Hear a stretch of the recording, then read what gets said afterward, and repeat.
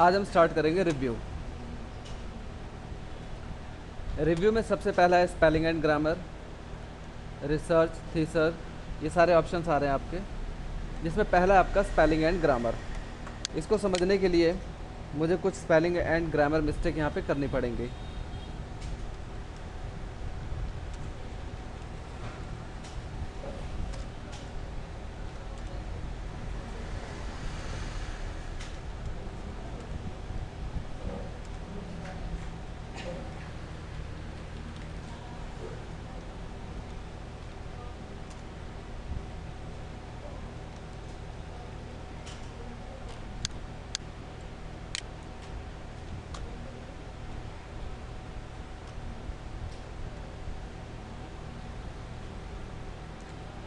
अब आप अगर इसे ध्यान से देखो, मैं थोड़ा सा जूम करता हूँ इसको, जूम में जाके यहाँ 200 कर देता हूँ एंड देन ओके।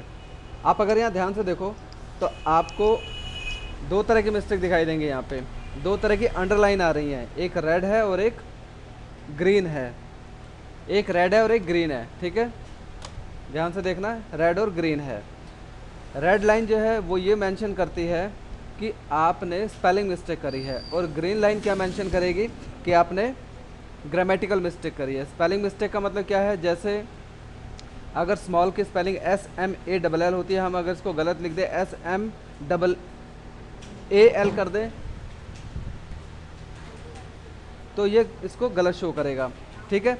इसी तरह ग्रामर की मिस्टेक क्या होती है, जैसे वर्ड के बीच में स्पेस ज़्यादा दे दिया, कॉमा गलत जगह लगा दिया, इन्वर्टेड कॉमा गलत जगह लगा दिया, कोई कैपिटल वर्ड स्मॉल लेटर में लिखना था हमने कैपिटल में लिख दिया, कैपिटल में लिख लिया था स्मॉल लिख दिया। तो ये सारी हमारी ग्रामर की मिस्टेक होती हैं। तो इस तरह दो तरह की मिस्टेक को ये सही करता है। तो इसको हम आते हैं रिव्यू में। सबसे पहला है स्पेलिंग एंड ग्रामर। इसकी शॉर्टकट की है F7, ठीक है, इसकी शॉर्टकट की है F7, या फिर आप इसे डायरेक्ट यहाँ से भी चला सकते हैं। आप इसे स्पेलिंग एंड ग्रामर पे आप क्लिक करो, ये आपकी स्पेलिंग एंड ग्रामर की स्क्रीन आ रही है। अगर आप कीबोर्ड से F7 यूज़ करोगे तो भी वही स्क्रीन आएगी, दोनों में कोई फ़र्क नहीं है। एक शॉर्टकट की है और एक बाय माउस यूज़ करते हैं हम अभी शॉर्टकट की से लेके आते हैं। पहले हम व्यू में जा कर के इसको 100 कर देते हैं ताकि जो हमारा बाय डिफ़ॉल्ट साइज़ है वो आ जाए। अब आप रिव्यू में आ जाओ। स्पेलिंग एंड ग्रामर, हमने स्पेलिंग एंड ग्रामर की स्क्रीन पे देखा कि ignore rule, next sentence change, ये कुछ वर्ड्स आ रहे हैं, और सबसे पहला आ रहा है ये ग्रीन कलर में। इसके ग्रीन कलर में आने का मतलब ये है कि ये ग्रामेटिकल मिस्टेक है। हमें इन दोनों मिस्टेक्स के बारे में पता होना चाहिए। यहाँ ग्रीन कलर है, इसका मतलब ग्रामर की कोई मिस्टेक। और क्या मिस्टेक है वो ये भी बताता है।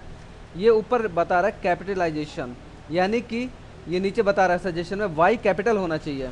ऊपर देखो वाई स्मॉल है और यहाँ पे कह रहे हैं कैपिटल होना चाहिए। हमने कहा ठीक है आप चेंज करो। यहाँ पे हमने चेंज पे क्लिक किया, वो चेंज हो चुका है पीछे।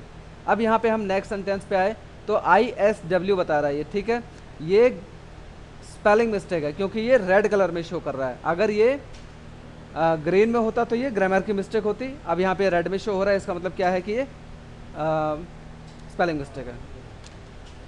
क्या मिस्टेक है वो ये भी बताता है। ऊपर लिखा रहा है नॉट इन डिक्शनरी, ऐसा वर्ड इसकी डिक्शनरी में नहीं है। एक बात और यहाँ बताना चाहूँगा कि ये स्पेलिंग और ग्रामर जो चेक करता है, कहाँ से चेक करता है, कैसे चेक करता है, इसका तरीका क्या है चेक करने का।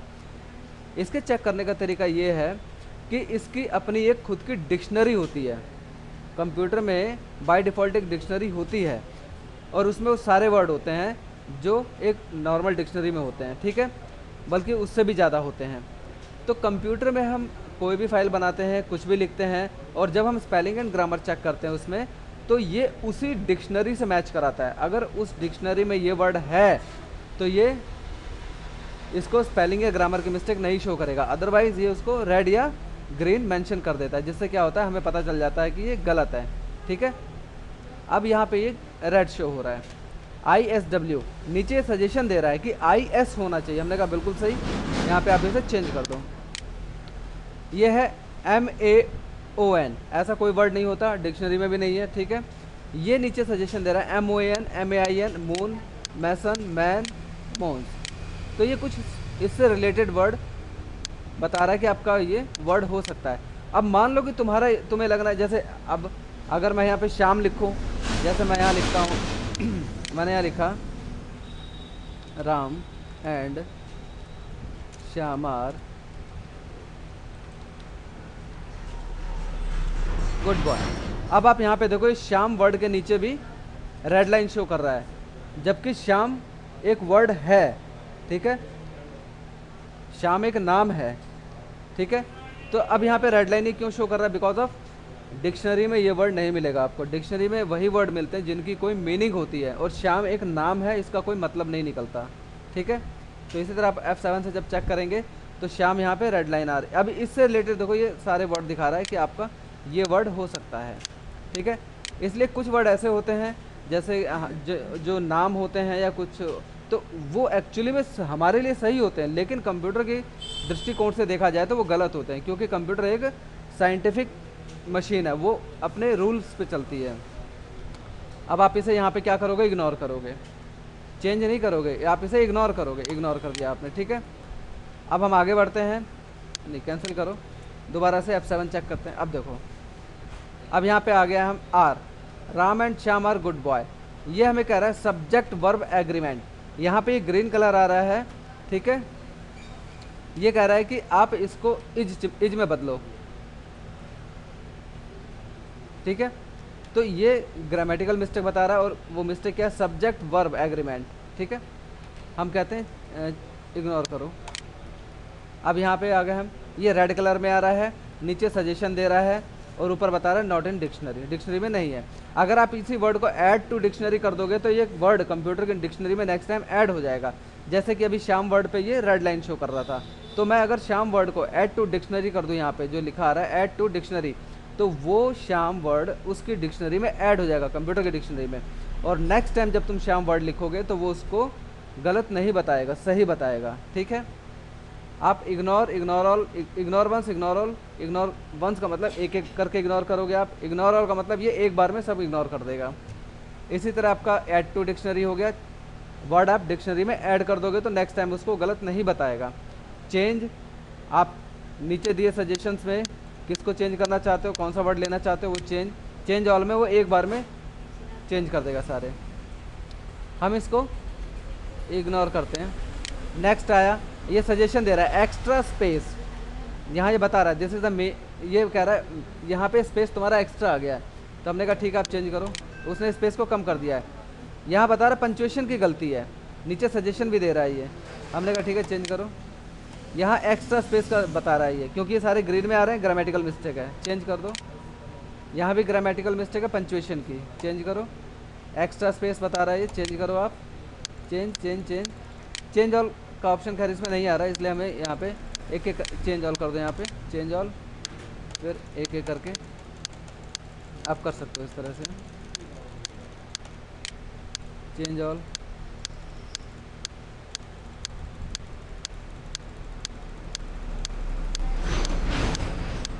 पैराग्राफ थोड़ा बड़ा है इसलिए टाइम लग रहा है।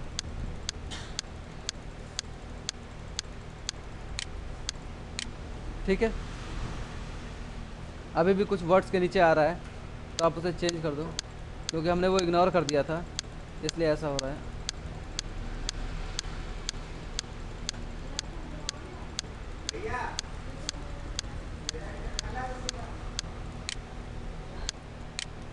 यहाँ पे इसको चेंज करते हैं। अब देखो कहीं भी रेड या ग्रीन नहीं है, ठीक है। ये आपका था स्पेलिंग एंड ग्रामर। इसके बाद है आपका थीसर। थीसर होता है हमारा मिलते जुलते शब्द को ढूंढने के लिए। आप इसमें कोई भी वर्ड टाइप करो, वो ये थीसर क्या करेगा, थीसर उससे मिलते जुलते सिमिलर वर्ड्स ढूंढ देगा। जैसे हम करते हैं एस्टिमेट स्मॉल, आप यहाँ पे क्लिक करो गो पे, आप देखो लिटिल, मिनट, टिनी, ये सारे वर्ड इसने ढूंढ दिए हैं। अगर मैं यहाँ पे टाइप करता हूँ कंप्यूटर, आप यहाँ पे क्लिक करो, ये देखो processor, CPU, main frame, super computer, work station, PC, laptop, notebook, ठीक है। तो इस तरह से ये मिलते जुलते वर्ड अगर तुमने ढूंढने, मान लो तुम कोई स्टोरी लिख रहे हो इंग्लिश में, तो तुम्हें एक ऐसा वर्ड आ गया हिंदी में कि तुम्हें उसकी इंग्लिश नहीं पता, तो तुम उससे मिलता जुलता कुछ भी टाइप कर दो, तो कंप्यूटर क्या क्या क्या करेगा, थीसर, वो उससे मिलते जुलते बहुत सारे वर्ड दिखा देगा। ठीक है, तो ये होता है थीसर। ट्रांसलेट में एक्चुअली में क्या होता है कि आप कोई भी वर्ड अपने ट्रांसलेट कर सकते हो। जैसे कि आपने यहाँ पे लिखा है स्मॉल, ट्रांसलेशन, ठीक है ना, आप ट्रांसलेट करो इस किस में, फ्रॉम यूएस की इंग्लिश से किस में, फ्रेंच में करना है। अब देखो इसने फ्रेंच में कर दिया यहाँ पे।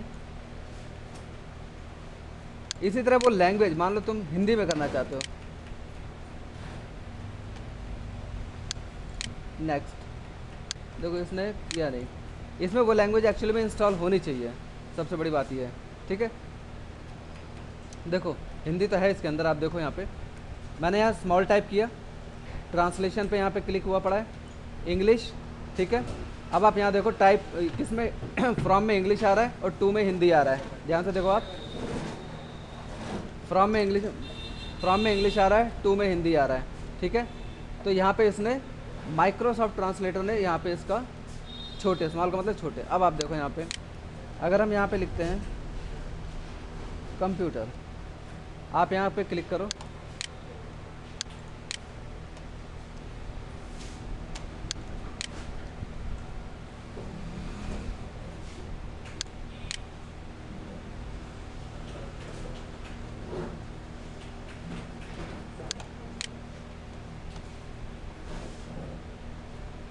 नहीं कर पाया, कुछ और करते हैं। एक्चुअली में कनेक्ट होता है इंटरनेट से।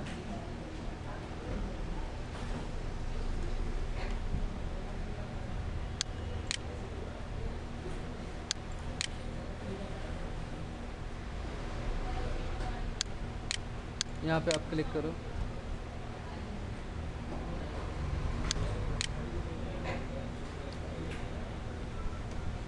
देखो मैंने यहाँ लॉन्ग लिखा था, ये इसने इसका ट्रांसलेट कर दिया। यहाँ पे देखो लंबे लिखा आ गया ना यहाँ पे।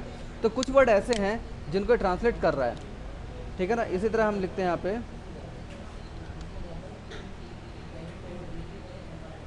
अगर मैं इसको सर्च करूँ, ये नहीं करेगा, नहीं कर पा रहा। तो इस तरह से हमारे वो लैंग्वेज अगर इसके अंदर इंस्टॉल है तो ये ट्रांसलेट कर देगा। कोई भी आप एक वर्ड लिखो उसको ट्रांसलेट कर देगा, ठीक है। इसके बाद है आपका सेट लैंग्वेज। सेट लैंग्वेज का मतलब ये कि हमारा कंप्यूटर किस लैंग्वेज को एक्सेप्ट कर रहा है, किस लैंग्वेज पे चल रहा है। इंग्लिश में ही क्यों चल रहा है, जापानी लैंग्वेज में क्यों नहीं चल रहा, फ्रेंच में क्यों नहीं चल रहा है, क्योंकि इसमें बाय डिफ़ॉल्ट यूएस की लैंग्वेज सेट है, ठीक है। ये यूएस की लैंग्वेज पे चलता है।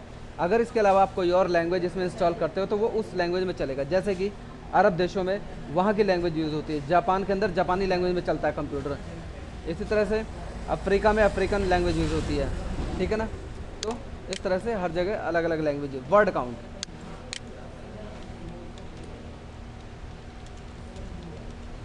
मैंने वर्ड काउंट पे क्लिक किया। अब ये पूरी डिटेल देता है, क्या, पेज, एक, वर्ड, तीन शब्द हैं, 1 2 3। कैरेक्टर, अक्षर गिने जाए तो 9 है। अक्षर विद स्पेस, कैरेक्टर अगर स्पेस के साथ गिने जाए, दिस और इज के बीच में, इज और द के बीच में जो स्पेस है, इस तरह से गिना जाए तो ये 12 हैं। पैराग्राफ 1 है, लाइन 1 है। तो पूरा आपने जो भी टाइप किया होता है उसकी पूरी डिटेल वर्ड काउंट के अंदर आती है इस तरह से। अगला है कमेंट।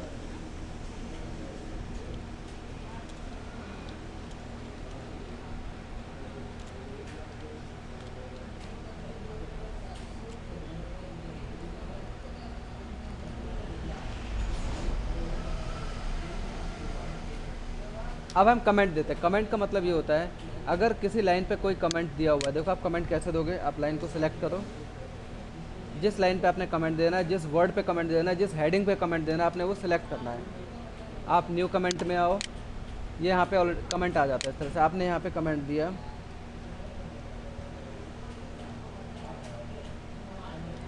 कुछ भी लिख दिया आपने, ठीक है।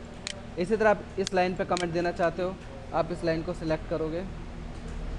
कमेंट का मतलब यही होता है अगर यहाँ इस तरह से किसी पैराग्राफ पे या किसी लाइन के ऊपर या किसी वर्ड के ऊपर रेड लाइन आ रही तो इसका मतलब यह है कि इस पर कोई स्पेशल बात कही गई है, और वो क्या बात कही गई है आप यहाँ पे चेक कर सकते हो, ठीक है। हमने यहाँ पे न्यू कमेंट पे क्लिक किया,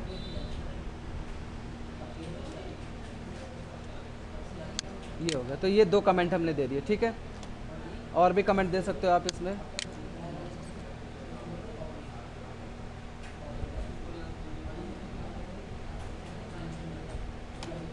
न्यू कमेंट पे गए,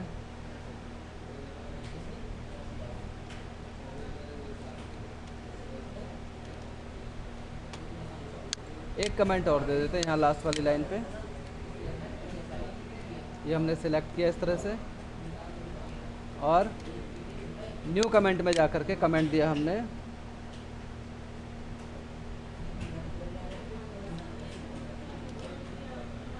ये मैंने 4 कमेंट दिए। अब यहाँ से आप प्रीवियस पिछले कमेंट पे देखो, पिछले कमेंट पे, पिछले कमेंट पे, ठीक है।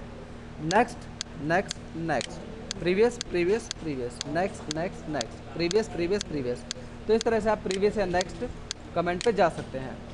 और अगर आपको कमेंट डिलीट करना है तो यहाँ पे आ जाओ, आप जिस कमेंट पे हो वो डिलीट हो जाएगा। देखो यहाँ सिंगल डिलीट का ऑप्शन आ रहा है, मतलब कि आप जिस कमेंट पे हो खाली वही कमेंट डिलीट होगा। अगर आपने ये ले लिया delete all comment in document, तो सारे के सारे कमेंट एक बार में डिलीट हो जाएंगे, चाहे कहीं भी लगे हों उस फाइल के अंदर, ठीक है। तो मैं अभी delete all comment in document कर देता हूँ, ओके। इससे अगला है हमारा ट्रैक चेंजेस। ट्रैक चेंजेस का यूज़ क्यों होता है मैं ये बताना चाहता हूँ। सबसे पहले ट्रैक चेंजेस, आप ऑफिस में काम कर रहे हैं, कंप्यूटर पे आप फाइल बना रहे हैं, आपने डाटा टाइप कर रखा है, और आपको अर्जेंट कहीं जाना पड़ जाए 2 मिनट के लिए, 4 मिनट के लिए, जैसे या आपसे कोई मिलने आ गया, आप उसके साथ 2 मिनट के लिए कहीं चले गए, तो उस दौरान हम क्या करते हैं, अपनी फ़ाइल को या तो हम बंद करेंगे या फिर अपनी फ़ाइल में हम ट्रैक चेंजेस लगा देंगे। ट्रैक चेंजेस अभी देखो ऑफ है, आप अगर ट्रैक चेंजेस को ध्यान से देखो तो ये देखो ऑफ है। अगर मैं इसको ऑन करूँगा तो ये ऑन करने के बाद ऐसा दिखाई देगा, ठीक है, आपको दिख रहा है। अब मैं ऑफ़ करूँगा तो ये ऐसा दिखाई देगा। मैं इसको ऑन कर रहा हूँ, ये ऐसा दिख रहा है। मैं इसको ऑफ़ कर रहा हूँ, ये ऐसा दिख रहा है, ठीक है। मैं इसको यहाँ पे ऑन कर देता हूँ, ओके। ये ट्रैक चेंजेस ऑन हो गए। अब इससे होगा क्या, होगा ये कि अगर कोई आपकी फ़ाइल को डिलीट करता है, जैसे मान लो मैंने लाइन सेलेक्ट करी और मैंने इसे डिलीट किया, अब आप देखो ये डिलीट ना होकर के स्ट्राइक थ्रू हो गया है, और इसके राइट साइड में यहाँ पे एक बार बन के आ गया है। ये स्ट्राइक थ्रू हो गया है और राइट साइड में एक बार बन के आ गया है। तो इससे क्या हुआ, इससे ये हुआ कि हमें ये पता चल जाएगा कि भाई इस लाइन पे चेंज करने की कोशिश की गई थी, ठीक है। इसके अलावा अगर कुछ इंसर्ट करने की कोई कोशिश करें तो वो इस तरह से होगा, अंडरलाइन होके आएगा रेड कलर में, ठीक है। तो इस तरह से हमारी फाइल में किए गए चेंजेस हमें पता चल जाएंगे। अब हम इसको एक्सेप्ट या रिजेक्ट कर सकते हैं। आप यहाँ पे आ जाओ, नहीं पहले थोड़ा सा और कुछ कर लेते हैं यहाँ पे। जैसे आपने देखो, कहीं भी आप कुछ भी काम करोगे चेंजेस आपको साफ नज़र आएंगे। आप सोच रहे हो कि मतलब ये एक लाइन हम इसकी डिलीट कर दें, तो डिलीट नहीं होगी लाइन, बल्कि स्ट्राइक थ्रू हो जाएगी लाइन, इस तरह से। अब आपका वही same process, previous previous previous previous, next next next, हर ट्रैक चेंजेस पे जाएगा, ठीक है। प्रीवियस करो, पिछले पे आएगा, नेक्स्ट करो, अगले ट्रैक चेंजेस पे आएगा, ठीक है, क्लियर। इसी तरह आप एक्सेप्ट या रिजेक्ट, आप क्या चाहते हो, ये ट्रैक चेंजेस ऐसे कैसे लगे रह जाएं, या फाइल जिस कंडीशन में हम छोड़ के गए थे उस कंडीशन में वापस आ जाए। आप कहते हो कि अगर फाइल को पुरानी कंडीशन में वापस लाना चाहते हो तो आपको ट्रैक चेंजेस रिजेक्ट करने पड़ेंगे, ठीक है। और अगर आप फाइल को इसी कंडीशन में छोड़ना चाहते हो तो आपको ट्रैक चेंजेस एक्सेप्ट करने पड़ेंगे। मैं एक रिजेक्ट करके दिखाता हूँ, reject all changes in document. देखो फाइल पहले वाली कंडीशन में वापस आ गई, ओके। लेकिन काम हम अब भी नहीं कर सकते, क्यों, अगर मैं अभी कुछ डिलीट करने की कोशिश करता हूँ या कुछ लिखने की कोशिश करता हूँ तो फिर वैसे ही आ रहा है ये। इसका भी रीज़न है, इसका रीज़न ये है, देखो डिलीट कर रहा हूँ तो ऐसे हो रहा है कि ये ट्रैक चेंजेस यहाँ से ऑफ़ नहीं है। जब मैं इसको यहाँ से ऑफ़ करूँगा तब ये सही कंडीशन में है। जैसे अब मैं यहाँ से पहले रिजेक्ट करता हूँ, reject all changes in document, अब मैं यहाँ से ट्रैक चेंजेस को ऑफ़ करता हूँ। अब आप देखो काम करके क्या वैसा ही काम हो रहा है। पहले मैं कुछ एरिया सेलेक्ट करके डिलीट करता हूँ, देखो डिलीट हो गया। कुछ इसमें इंसर्ट करने की कोशिश करता हूँ, देखो इंसर्ट भी हो रहा है नॉर्मल कंडीशन में, ओके। ये कुछ नहीं। इसके बाद आप आ जाओ प्रोटेक्ट डॉक्यूमेंट। प्रोटेक्ट डॉक्यूमेंट क्या होता है, आप देखो रिस्ट्रिक्ट फॉर्मेटिंग एंड एडिटिंग पे क्लिक करो आप सबसे पहले। जैसे ही आप इस पर क्लिक करोगे आपके सामने एक स्क्रीन आएगी, रिस्ट्रिक्ट फॉर्मेटिंग एंड एडिटिंग। इसमें पहला बॉक्स अनचेक है, इसे आप चेक कर दो। इस बॉक्स पे भी चेक एंड इस बॉक्स पे भी चेक, तीनों पे चेक का निशान। इसके बाद ये स्टार्ट एनफोर्सिंग प्रोटेक्शन।